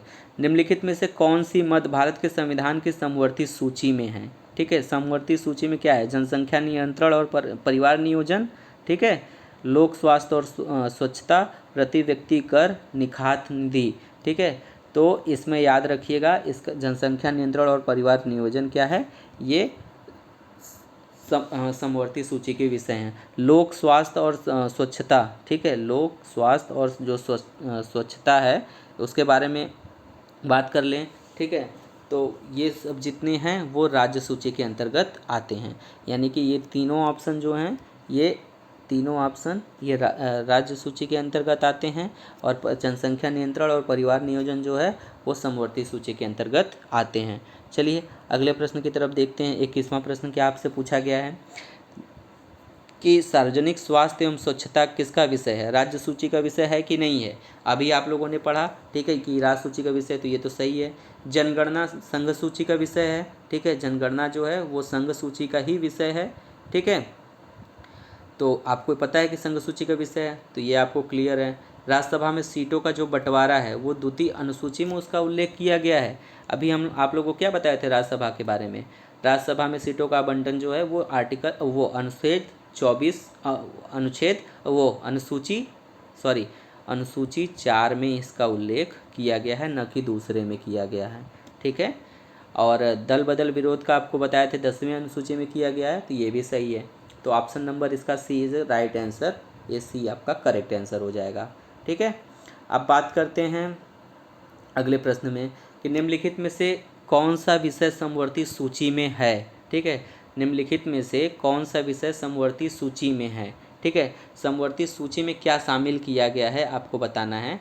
शिक्षा है कि रक्षा है कि कृषि है, ठीक है, कि पुलिस है? तो राज्य सूची का विषय है पुलिस। ठीक है, आपको पता है कि राज्य सूची का विषय है पुलिस। ठीक है, शिक्षा जो है समवर्ती सूची का विषय है, क्योंकि शिक्षा पर राज्य और केंद्र दोनों ही कानून बना सकते हैं, इसलिए ये समवर्ती सूची का विषय है। रक्षा जो है संघ सूची का विषय है, और कृषि जो है वो आपका संघ सूची का विषय है। ठीक है,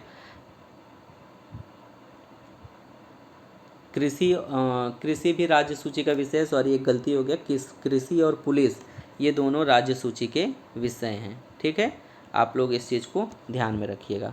ठीक, 23वां क्या है कि देखिए 23वें प्रश्न में आपसे क्या पूछा गया है? शिक्षा जो प्रारंभ में राज्य सूची का विषय था, ठीक है, शिक्षा जो प्रारंभ में राज्य सूची का विषय था उसे समवर्ती सूची में हस्तांतरित किया गया। ठीक है, प्रारंभ में जो शिक्षा था वो हमारे राज्य सूची का विषय था, लेकिन बाद में क्या हुआ कि शिक्षा को बढ़ावा देने के लिए, शिक्षा को मजबूत स्थिति में लाने के लिए इसको समवर्ती सूची में लाया गया ताकि इस पर केंद्र भी कानून बना सके। ठीक है, तो ये क्या हो गया कि किस संविधान संशोधन से ऐसा किया गया? 42वां संविधान संशोधन 1976। ठीक है, 42वां संविधान संशोधन 1976 के द्वारा शिक्षा को समवर्ती सूची में शामिल किया गया। ठीक है, उसके पहले जो था ये राज्य सूची का विषय था। इस चीज़ को भी आप लोग याद रखिएगा। फिर बात कर लेते हैं कि भारतीय संविधान के किस संशोधन में वनों को राज्य सूची से समवर्ती सूची में स्थानांतरित कर दिया गया? ठीक है, भारतीय संविधान के किस संशोधन में वनों को राज्य सूची से समवर्ती सूची में स्थानांतरित कर दिया गया? ठीक है, ये भी 42वां संविधान संशोधन के माध्यम से ये चीज़ें की गई हैं कि राज्य सूची से वनों को हटाकर समवर्ती सूची में शामिल कर दिया गया ताकि वनों के जो कटाव हो रहे थे या दुरुपयोग हो रहे थे उसको रोका जा सके, इसलिए ऐसा किया गया। ठीक है, तो इसका राइट आंसर हो जाएगा ऑप्शन नंबर बी। ठीक है, ऑप्शन नंबर बी करेक्ट हो जाएगा। ठीक है, फिर अगले प्रश्न की तरफ चलते हैं कि फिर यहाँ पे मिलान करना है। वन क्या है? समवर्ती सूची का विषय है। आपको अभी बताएं कि 1976 के बाद से जो है ये वन को समवर्ती सूची में शामिल किया गया है। ठीक है, शेयर बाजार समवर्ती सूची का विषय है। शेयर बाजार जो है वो समवर्ती सूची का विषय शेयर बाजार नहीं है। डाकघर बचत बैंक संघीय सूची का विषय, ये करेक्ट है। और जन स्वास्थ्य का तो पता है आपको कि राज्य सूची का विषय है। शेयर जो है संघ सूची का विषय, कहाँ का सूची है? संघ सूची का विषय है। ठीक है, इस वजह से इसका राइट आंसर हो जाएगा बी, क्योंकि पूछा सुमेलित नहीं है। ठीक है, ठीक, आगे चलते हैं अगले प्रश्न की तरफ। 26वें प्रश्न को देखते हैं कि फिर यहाँ पे मिलान करने के लिए पूछा है कि केंद्र सूची में क्या आएगा। ठीक है, यानी संघ सूची में जनगणना आपको पता है कि संघ सूची का विषय है। ठीक है, मिला दीजिए जनगणना को। ठीक है, राज्य सूची का विषय क्या है? पुलिस और सार्वजनिक व्यवस्था क्या है? राज्य सूची का विषय है। फिर समवर्ती सूची का विषय क्या है? ठीक है, और अवशिष्ट विषय क्या है? ठीक है, कुछ अवशिष्ट विषय जो केंद्र के अधीन होते हैं तो वो अंतरिक्ष हैं अवशिष्ट के विषय में। और समवर्ती सूची का जनसंख्या नियंत्रण और परिवार नियोजन क्या है? और समवर्ती सूची का विषय है। तो इसका राइट आंसर क्या हो जाएगा? आप लोग बताइए क्या राइट आंसर होगा? इसका राइट आंसर हो जाएगा 26 का आपका ऑप्शन नंबर ए। ठीक है, option number A is correct answer, क्योंकि केंद्र को आपको पता है कि केंद्र सूची का विषय है। क्या है केंद्र सूची का विषय? जनगणना। ठीक है, राज्य सूची का विषय क्या है? पुलिस और सार्वजनिक व्यवस्था। समवर्ती सूची का विषय क्या है? जनसंख्या नियंत्रण और परिवार नियोजन। अवशिष्ट का अंतरिक्ष अनुसंधान। ठीक है, अंतरिक्ष अनुसंधान अवशिष्ट विषय का या अवशिष्ट सूची का विषय है। ठीक है, 27वें प्रश्न की तरफ चलते हैं। 27वें प्रश्न को ध्यान से पढ़िए कि भारतीय संविधान के निम्नलिखित में से कौन से प्रावधान शिक्षा पर प्रभाव डालते हैं? भारतीय संविधान के निम्नलिखित में से कौन से प्रावधान शिक्षा पर प्रभाव डालते हैं, यानी शिक्षा का उल्लेख कहाँ कहाँ किया गया है? ठीक है, उसके बारे में पूछा गया है। तो इसका आंसर आप लोग कमेंट करिए। ठीक है, देखिए राजनीति तत्व में शिक्षा का 6 से शिशु अवस्था से 6 वर्ष तक के बालकों का जो उल्लेख किया गया है वो राजनीति तत्व में ही किया गया है। तो ये चीज़ें आपका सही है। ग्रामीण और शहरी स्थानीय निकाय, ठीक है, इसमें भी शिक्षा से संबंधित प्रावधान को रखा गया है। और 5वीं जो अनुसूची है उसमें भी शिक्षा की बात कही गई है। और 6वीं अनुसूची है उसमें भी शिक्षा की बात कही गई है। और 7वीं अनुसूची उसमें भी शिक्षा की बात कही है। तो इसका राइट आंसर हो जाएगा option number D is correct answer. ठीक है, बाकी आप लोग यहाँ से इसका पूरा व्याख्या आप लोग पढ़ सकते हैं, क्योंकि अगर हम पूरा समझाने लगेंगे तो आप लोगों को बहुत ज़्यादा ये वीडियो लंबी हो जाएगी। इस वजह से आप लोग इसको पूछ करके देख सकते हैं व्याख्या को। आगे चलते हैं। भारत के संविधान के निम्नलिखित में से कौन सी एक अनुसूची में दल बदल विरोध कानून विषयक प्रावधान है? दल बदल का आपको बताया था कि 10वीं अनुसूची में इसका उल्लेख किया गया है। ठीक है, दल बदल जो कानून बना था वो 52वें संविधान संशोधन 1985 के द्वारा इसको जोड़ा गया। ठीक है, और 10वीं अनुसूची में 91वें संविधान संशोधन 2003 द्वारा संशोधन किया गया। ठीक है, संशोधन का उद्देश्य क्या था?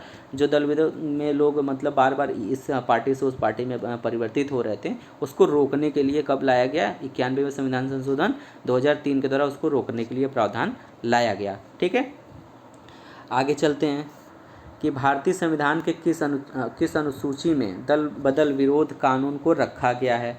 तो इसका राइट आंसर अभी आपको बताया थी, सी हो जाएगा। 10वीं अनुसूची में इसको रखा गया है। फिर अगले प्रश्न की तरफ चलते हैं। भारतीय संविधान की 10वीं अनुसूची का संबंध किससे है? दल बदल विरोध कानून से है। ठीक है, ये याद रखिएगा आप लोग। फिर 31वें प्रश्न की तरफ चलते हैं। भारतीय संविधान की 10वीं अनुसूची का संबंध किससे है? भारतीय संविधान की 10वीं अनुसूची का संबंध किससे है? दल बदल प्रतिरोध विधान से है। ठीक है, ये हो गया। फिर पूछा है कि 7वीं अनुसूची के अंतर्गत संघ सूची में निम्नलिखित में से किसका उल्लेख नहीं है? ठीक है, यानी आप सीधे सीधे बताइए संघ सूची का विषय क्या नहीं है। आपको पता है कि जनगणना जो है संघ सूची का विषय है। ठीक है, जनगणना क्या है? संघ सूची का विषय है। बैंकिंग भी आपको पता है कि संघ सूची का विषय है। बीमा भी क्या है? आपका संघ सूची का विषय है। जो गैस है, गैस जो है वो राज्य सूची का विषय है। गैस जो है वो राज्य सूची का विषय है। इसको आप लोग ध्यान में रखिएगा। ठीक है,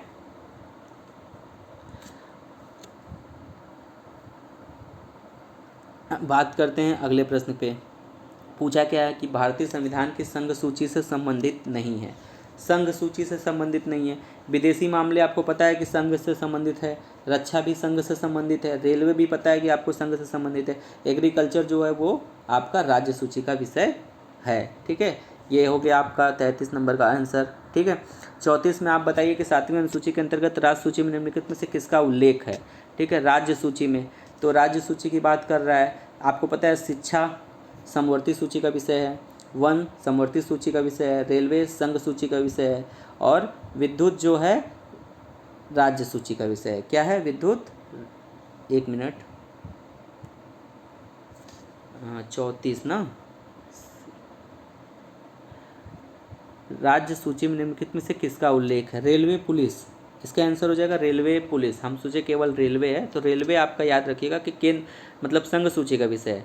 जो आप लोग आरपीएफ वगैरह देखते हैं उसकी बात कर रहा है, तो रेलवे पुलिस जो है वो राज्य सूची के विषय में शामिल किया गया है। और विद्युत जो है आपका संघ का विषय है, वन जो है आपका समवर्ती सूची का विषय है। ठीक है, ठीक है, आगे चलते हैं अगले प्रश्न की तरफ। निम्नलिखित में से कौन राज्य सूची में शामिल है? ठीक है, आपको पता है कि रेलवे पुलिस जो है वो राज्य सूची का विषय है। ठीक है, और जनगणना जो है आपको पता है कि केंद्र सूची का विषय है। ठीक है, और निगम कर जो है वो भी आपका संघ सूची का विषय है। ठीक है, और आर्थिक एवं सामाजिक जो नियोजन है, ठीक है, उसका ये समवर्ती सूची का विषय है। ठीक है, तो इतनी चीज़ें आप लोगों को क्लियर हो गई। तो राज्य सूची में कौन सा पूछा है कि राज्य सूची में है, तो रेलवे पुलिस इसका करेक्ट आंसर हो जाएगा। आगे चलते हैं अगले प्रश्न की तरफ। देखते हैं अगला प्रश्न। पंचायती राज विषय निम्नलिखित में से किस सूची में सम्मिलित है? पंचायती राज, ठीक है, पंचायती राज की बात करता है तो केंद्र समवर्ती सूची में है कि संघ सूची में कि राज्य सूची में कि अवशिष्ट सूची में उसको शामिल किया गया है? तो पंचायती राज आपको पता है कि राज्य सूची का विषय है। ठीक है, पंचायती राज क्या है? राज्य सूची का विषय है। ठीक, अब अगले प्रश्न पे चलते हैं। 37 नंबर का प्रश्न आप लोग ध्यान से पढ़िए और उत्तर कमेंट करिए। निम्नलिखित में से कौन सा विषय भारतीय संविधान की 7वीं अनुसूची की सूची 3 समवर्ती सूची में शामिल है? ठीक है, भारतीय संविधान की 7वीं अनुसूची की सूची 3 समवर्ती सूची में शामिल है। ठीक है, अब बताइए समवर्ती सूची का विषय इसमें कौन सा होगा? पुलिस आपको पता है कि राज्य मतलब राज्य का विषय है। ठीक है, और दंड प्रक्रिया कानून वगैरह की बात करते हैं तो यही क्या है आपका समवर्ती सूची का, क्योंकि ये दंड का प्रावधान राज्य सरकार भी करती हैं और जो है संघ सरकार भी इसका प्रयोग करती हैं। ठीक है, और कारागार की बात कर ले और लोक व्यवस्था की बात कर लेते हैं तो ये दोनों जो हैं राज्य सूची के विषय हैं। ठीक है, या पुलिस भी क्या है? राज्य सूची का विषय है। दंड प्रक्रिया जो है वो समवर्ती सूची का विषय है, ये याद रखिएगा। ठीक है, तो इसका आंसर क्या हो जाएगा? दंड प्रक्रिया। ठीक है, आगे चलते हैं 38वें प्रश्न को देखते हैं। विवाह विच्छेद और गोद लेना संविधान की 7वीं सूची में निम्नलिखित में से किसके अंतर्गत सम्मिलित किया गया है? ठीक है, विवाह तथा ये जो विवाह विच्छेद है यानी डिवोर्स और जो बच्चे गोद लेने का प्रावधान है वो किस प्रकार की सूची में शामिल किया गया है इसको? तो इसका आंसर आप लोग कमेंट करिए। ठीक है, तो ये इसका हो जाएगा समवर्ती सूची में, इसको शामिल किया गया है। यानी विवाह जो है समवर्ती सूची का विषय है, ठीक है। इस पे केंद्र भी कानून बना सकता है, राज्य भी कानून बना सकता है, ठीक है। विवाह विच्छेद जो है ये समवर्ती सूची का विषय है, ठीक है, ये याद रखिएगा। आगे चलते हैं अगले प्रश्न की तरफ। भारतीय संविधान की 7वीं अनुसूची की किस सूची एवं प्रविष्टि का संबंध राज्य के विधानमंडल के निर्वाचन से है, ठीक है। प्रश्न को ध्यान से पढ़िए कि भारतीय संविधान की 7वीं अनुसूची की किस सूची एवं प्रविष्टि का संबंध राज्य के विधानमंडल के निर्वाचन से है, ठीक है। तो इसका आंसर क्या हो जाएगा, सूची 1 प्रविष्टि 72, ये भी तो सही है, ये भी सही है। और सूची 2 प्रविष्टि सी 37, दोनों होगा, ठीक है। ए एंड सी दोनों इसका राइट आंसर होगा, ठीक है। ये चीज़ें ध्यान रखिएगा। इसमें क्वेश्चन ये पूछने में गलत हो गया है, जो भी क्वेश्चन इसको बनाया गया है इसको गलत बनाया गया है, ठीक है। तो ये दोनों में किया गया है, आप इस बात को ध्यान रख सकते हैं और पूरा व्याख्या यहाँ से आप लोग पढ़ सकते हैं, ठीक है। कुछ व्याख्या हम जानबूझ के नहीं कर रहे हैं कि वीडियो बहुत लंबी हो जाएगी, ठीक है, इस वजह से कुछ व्याख्याओं को हम छोड़ दे रहे हैं। और जहाँ हमको लग रहा है कि नहीं हाँ आपको वहाँ ज़रूरत है तो वो वहाँ पे आपको व्याख्या उपलब्ध करा रहे हैं। सरकार द्वारा शुल्क एवं कर लगाने का अधिकार संविधान की किस अनुसूची में उल्लिखित है। सरकारों द्वारा जो शुल्क एवं टैक्स लगाए जाते हैं उसका उल्लेख किस में है, आप बताइए, आपके ऊपर है। 7वीं अनुसूची में इसको शामिल किया गया है, ठीक है, 7वीं अनुसूची में शामिल किया गया है, ठीक है। अब चलते हैं भूमि सुधार के विषय के अंतर्गत क्या है। भूमि सुधार क्या है, राज्य सूची का विषय है, समवर्ती सूची का विषय है या संघ सूची का विषय है, बताइए। तो ये भूमि सुधार जो है वो राज्य सूची का विषय है। किसका है, राज्य सूची का विषय है, ठीक है। अगले प्रश्न पे चलते हैं, ठीक है। भारत के संविधान की किस अनुसूची के अधीन जनजातीय भूमि का खनन के लिए निजी पक्षकारों को अंतरण अंकित एवं शून्य घोषित किया जा सकता है। यानी कोई भी निजी कंपनियां अगर जाके किसी जनजातीय क्षेत्र पे कोई खनन का कार्य करती हैं तो उनको रोक लगाया जा सकता है। ये किस अनुसूची में इसका उल्लेख किया गया है, तो ये 5वीं अनुसूची में कहा गया है, ठीक है, 5वीं अनुसूची में इसका उल्लेख किया गया है, ठीक। फिर आगे चलते हैं अगले प्रश्न में, 43वें प्रश्न को देख लेते हैं। भारत के संविधान की किस अनुसूची में विभिन्न राज्यों में अनुसूचित क्षेत्रों के प्रशासन और नियंत्रण के लिए विशेष उपबंध किया गया है, ठीक है। अनुसूचित क्षेत्र की बात हो रहा है, ठीक है। अनुसूची में विभिन्न राज्यों में अनुसूचित क्षेत्रों के प्रशासन और नियंत्रण की बात कर रहा है, तो वो 5वें में है। और 5वें में ही खनन पर प्रतिबंध भी लगाया जा सकता है निजी कंपनियों के ऊपर, ठीक है। जो भी अनुसूचित क्षेत्रों में जाके खनन वगैरह का कार्य कर रहे हैं, अगर वो प्रभावित हो रहा है अनुसूचित क्षेत्र, तो उस पर रोक लगाया जा सकता है या उसको एकदम हटा दिया जा सकता है, ठीक है। ये व्याख्या आप लोग अच्छे से पढ़ लीजिएगा, यहाँ से प्रश्न बनते हैं, ठीक है। अगला प्रश्न देखते हैं। भारत के संविधान में 5वीं अनुसूची और 6ठी अनुसूची के उपबंध निम्नलिखित में से किस लिए किए गए हैं। 5वीं और 6ठी की बात कर रहा है, तो आपको पता है कि 5वीं में अनुसूचित जनजातियों के हितों के संरक्षण के लिए बात कही गई है, तो दोनों में ही उसी की बात कही गई है, ठीक है। तो उसके बारे में आप याद रखिएगा कि 5वीं और 6ठी अनुसूची जो है अनुसूचित जनजातियों के हितों के संरक्षण के लिए प्रावधान करता है, ठीक है। 45वां प्रश्न देख लीजिए। संविधान की अनुसूची 6 इनमें से किस राज्य में लागू नहीं होती है, ठीक है। तो देखिए अगर आपको इस प्रश्न का आंसर देना है, ठीक है, तो आप यहाँ से इस व्याख्या को आप पढ़ सकते हैं। इस पहले व्याख्या को आप लोग पढ़िए और समझिए कि क्या कहना चाहता है, ठीक है। फिर आप इस प्रश्न का आंसर दे सकते हैं आसानी से। वैसे आपको हम इसका आंसर आपको बता देते हैं, ठीक है। इसका हो जाएगा मणिपुर, ठीक है। अनुसूची 6 इनमें से किस राज्य में लागू नहीं होती। असम, मेघालय, त्रिपुरा इस क्षेत्रों में इसको लागू किया जाता है, मणिपुर में इसको लागू नहीं किया गया। अब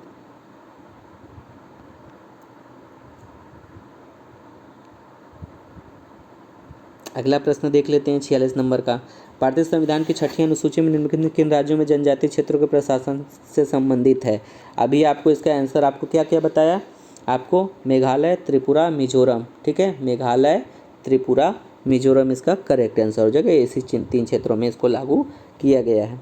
भारतीय संविधान की 6ठी अनुसूची के प्रावधान निम्नलिखित में से किस राज्य में लागू होते हैं। तो लागू किस में होता है, या तो मेघालय में होगा, या तो त्रिपुरा में होगा, या तो मिजोरम में होगा। ठीक है। तो अभी ऑप्शन में क्या है, त्रिपुरा है, मेघालय मिजोरम तो नहीं है, तो इसका ऑप्शन हो जाएगा ए ऑप्शन इसका करेक्ट हो जाएगा। ठीक है, इसका ऑप्शन नंबर ए इसका करेक्ट हो जाएगा, राइट आंसर। 48वें नंबर प्रश्न को देख लेते हैं कि संविधान की 11वीं अनुसूची निम्नलिखित में से किससे संबंधित है। संविधान की 11वीं अनुसूची निम्नलिखित में से किससे संबंधित है। तो 11वीं अनुसूची जो है वो पंचायती राज्य से संबंधित है। ठीक है, पंचायती राज्य से संबंधित है 11वीं अनुसूची। ठीक है, और इससे संबंधित जो व्याख्या है इसको आप अच्छे से पढ़ लीजिए, एक प्रश्न यहाँ से बनाए जाते हैं। अब देखिए 49वें प्रश्न को देख लेते हैं।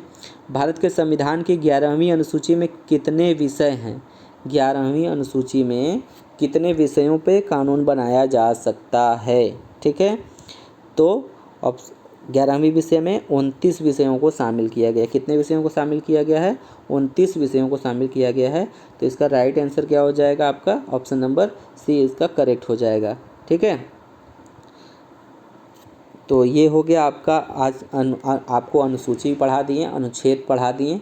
ठीक है, अब कल से हम लोग उद्देशिका पे चलते हैं। ठीक है, उद्देशिका कंप्लीट करने के बाद, ठीक है, उसके बाद हम लोग एक एक पार्ट को देखेंगे कि भाग 1 में जो अनुच्छेद 1 से लेकर 4 तक है, किन किन चीज़ों का उसमें उल्लेख किया गया, उससे संबंधित क्या क्या प्रश्न बन सकते हैं आपके एग्ज़ाम में। फिर वैसे भाग 2 में नागरिकता से क्या क्या प्रश्न बन सकता है उसका आप लोगों के सामने लेके प्रश्न आएंगे, और फिर उसके बाद मूल अधिकार से संबंधित प्रश्न लेके आएंगे। ऐसे ही करके अब आप लोगों का, अगर आप लोग मेरे साथ इस चैनल पर जुड़े रह गए तो आपको निश्चित ही 15 वीडियो में आपको पॉलिटी में इतनी मजबूत स्थिति हो जाएगी, आप किसी भी एग्ज़ाम में बैठेंगे तो पॉलिटी में अनकंफर्टेबल फील नहीं करेंगे। अगर ऐसे ही वीडियो आपको चाहिए तो फिर चैनल को लाइक एंड सब्सक्राइब और बेल आइकन को ऑन कर लें, ताकि ऐसे वीडियो का नोटिफिकेशन आपको तुरंत प्राप्त हो सके। और ये सीरीज हो सकता है तो आपको डेली शाम 5 बजे देखने को मिल जाए। ठीक है, चलिए धन्यवाद आप लोगों का, और ज़्यादा से ज़्यादा सब्सक्राइब करिए ताकि हमें मोटिवेशन मिल सके।